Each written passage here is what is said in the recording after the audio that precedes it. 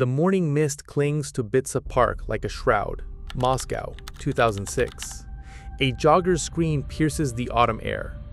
In the depths of a concrete sewer drain, she's discovered something that will haunt her forever. A human skull, crushed beyond recognition.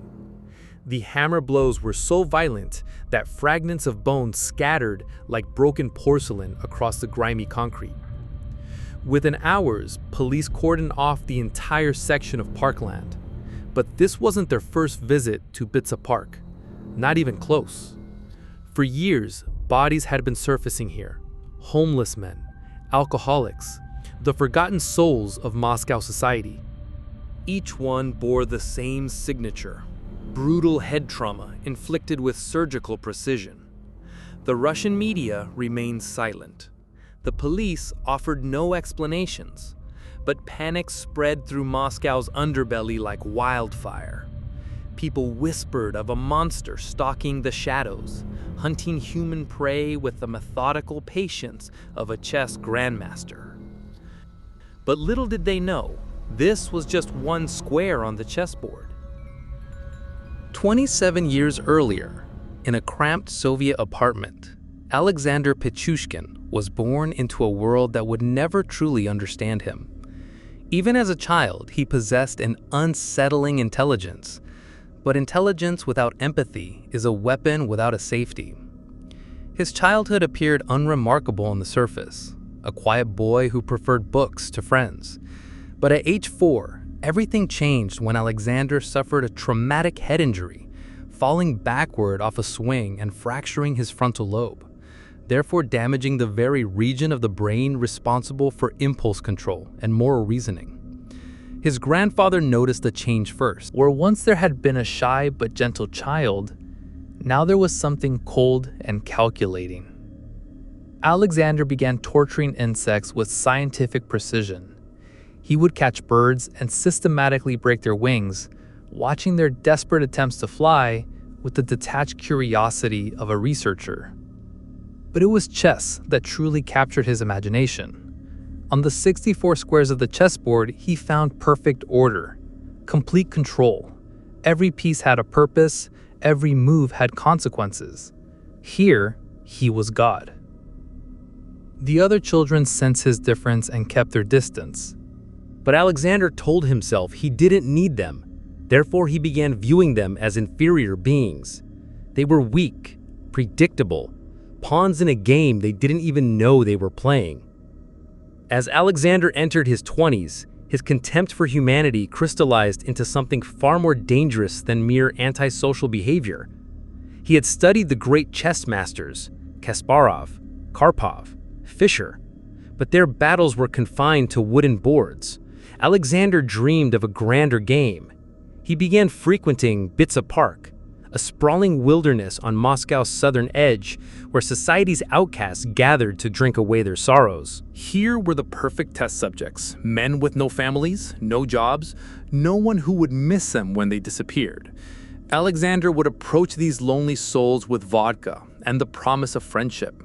His intelligence allowed him to quickly assess their vulnerabilities, their desperate need for human connection. But most importantly, he spoke their language of abandonment and despair, therefore making them trust him completely, all while calculating how best to exploit it. In his mind, he was performing a service.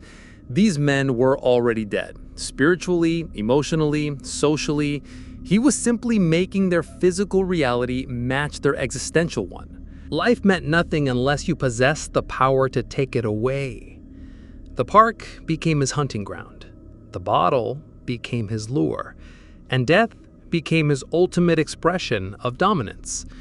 The first kill came in 1992, though Alexander would later claim he had been practicing for years.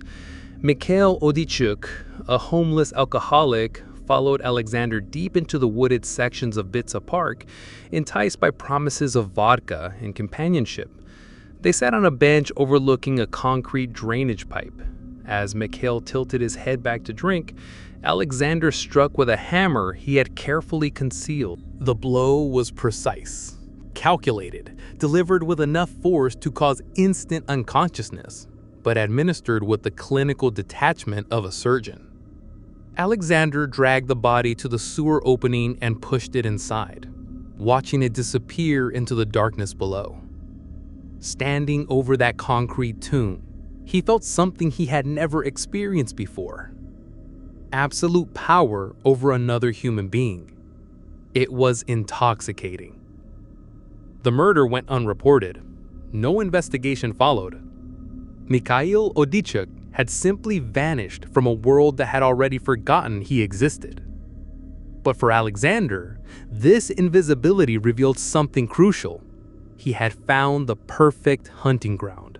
Therefore, he returned to the park, again and again, each time growing more confident in his ability to kill undetected. By 2001, Alexander had killed nearly a dozen men, but his methodology was evolving. Random murders no longer satisfied him. He craved structure, purpose, a grand design that would elevate his actions from mere killing to artistry. That's when he conceived the chessboard plan. 64 squares, 64 victims. Each murder would represent the completion of another space on the board, bringing him closer to the ultimate achievement, a perfect game where he alone controlled every move. Alexander purchased a chessboard and began marking off squares with dates and locations. Each completed square represented not just a life taken, but a step toward immortality. He would become the greatest serial killer in Russian history, surpassing even the legendary Andrei Chikatilo. His methods grew more sophisticated and brutal. He would leave victims to isolated areas of the park, engage them in conversation about chess or philosophy, then strike when their guard was completely down. Sometimes he would push vodka bottles into their skulls after death, turning the murder weapon into a macabre calling card. The pace accelerated. By 2005, Alexander was killing almost monthly, each murder bringing him closer to his goal. He felt no remorse, only satisfaction at the elegant progression of his plan. These weren't random acts of violence. They were movements in the greatest chess game ever played. But as his ambition grew, so did his recklessness. And in the shadows of Bitsa Park, a mistake was waiting to destroy everything. June 14, 2006. The name Marina Muskaleva would become the thread that unraveled Alexander's carefully constructed world. Marina was different from his usual victims. She was young, employed, and most importantly, she worked alongside Alexander at a local supermarket. But Marina had also developed a drinking problem, making her vulnerable to Alexander's familiar approach, an invitation to Bitsa Park, with promises of vodka and conversation. They walked deep into the forest together, Marina trusting her quiet coworker completely. But when Alexander struck with his hammer, something went wrong. Marina fought back with desperate strength, scratching at his face, grabbing at his clothing.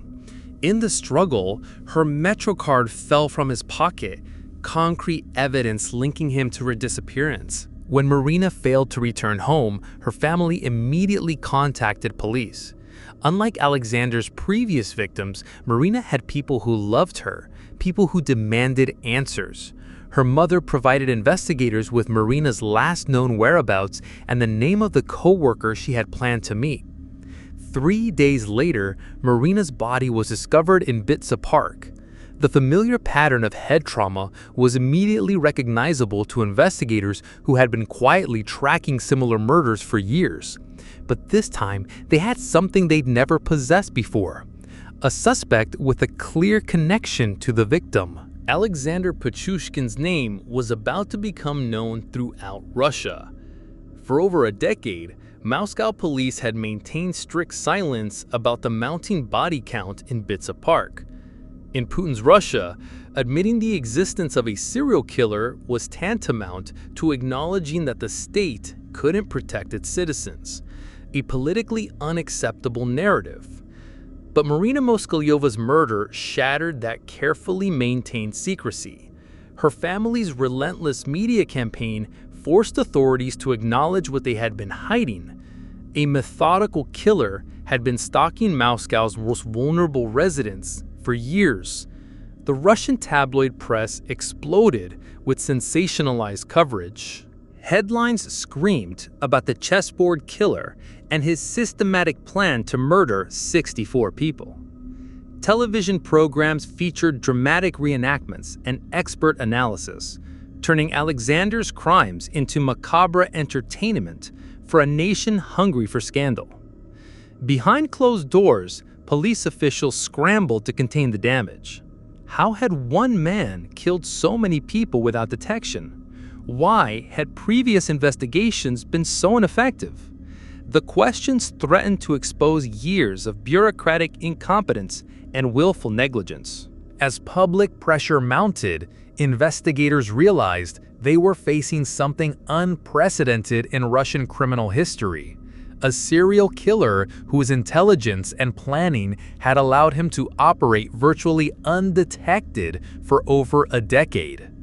The manhunt for Alexander Pichushkin became the largest criminal investigation in Moscow's modern history. But the killer they sought had no intention of running. In his mind, the game was still in progress, and he was still winning. June 16, 2006. 2 days after Marina's body was discovered, police surrounded Alexander Pichushkin's apartment in South Moscow. There was no dramatic chase, no violent resistance. Alexander opened the door calmly, as if he had been expecting them. "I know why you're here," he said quietly.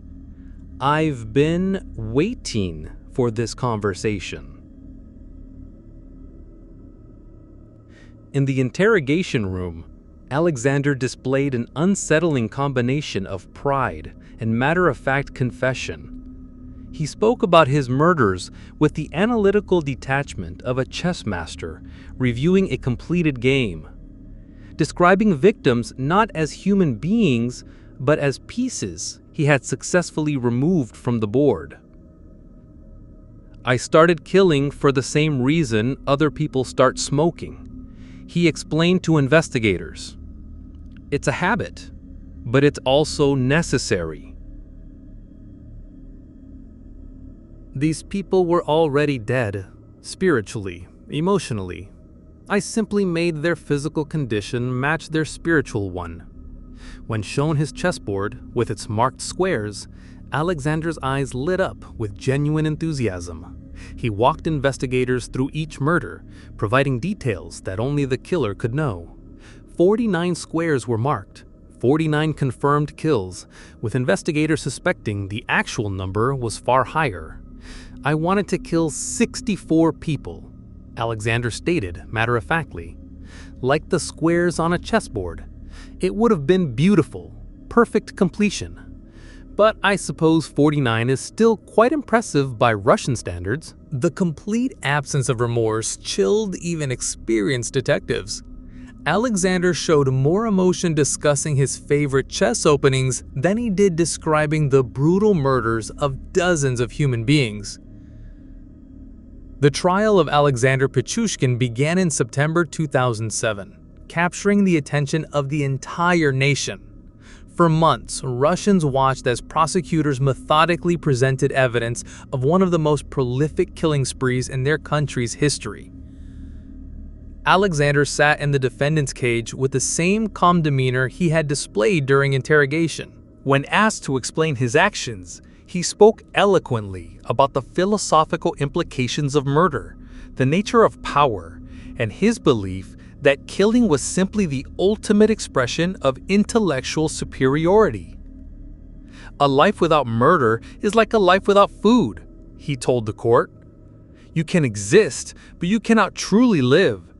These people gave meaning to their worthless lives by becoming part of my achievement." The families of victims wept in the gallery as Alexander recounted their loved ones' final moments with clinical precision. He showed no acknowledgement of their pain, no recognition that his actions had destroyed dozens of families and communities.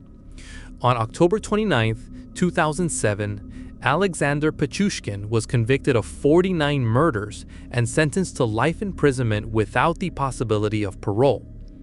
As the verdict was read, he smiled slightly, not in defiance, but in what appeared to be satisfaction at finally receiving recognition for his accomplishment. He was transferred to Russia's most secure prison facility, where he remains today. Prison officials report that he spends most of his time playing chess against himself, occasionally requesting books on famous serial killers and chess strategy. Alexander Pichushkin, now in his 50s, continues to serve his life sentence. In interviews, he has expressed no remorse and maintains that his only regret is failing to complete his chessboard. In the depths of a Russian maximum security prison, Alexander Pichushkin continues his solitary games of chess, moving pieces across a board stained with the memory of 49 human lives. He represents something more terrifying than simple evil. He embodies the methodical destruction of human empathy, disguised as intellectual superiority. His crimes weren't crimes of passion or desperation. They were calculated exercises in power, executed with the patience and precision of a grandmaster planning 20 moves ahead. Alexander transformed murder into an art form, viewing human beings as nothing more than pieces to be removed from his personal game board. What makes a chessboard killer truly chilling isn't just the scope of his crimes, but the complete absence of humanity in their execution. He studied his victims like chess positions, identifying weaknesses and exploiting them with ruthless efficiency. In his mind, he wasn't taking lives, he was completing a masterpiece. Today, investigators believe Alexander's true victim count may never be known. Homeless individuals, alcoholics, and societies forgotten continue to disappear in cities around the world, their absences unnoticed until it's far too late. The methodology that allowed Alexander to kill undetected for over a decade continues to provide a blueprint for predators who view human life as nothing more than a game to be won.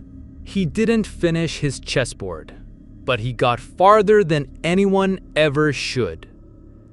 The game may be over, but the board remains forever stained with the consequences of treating human lives like pieces to be sacrificed for a higher score.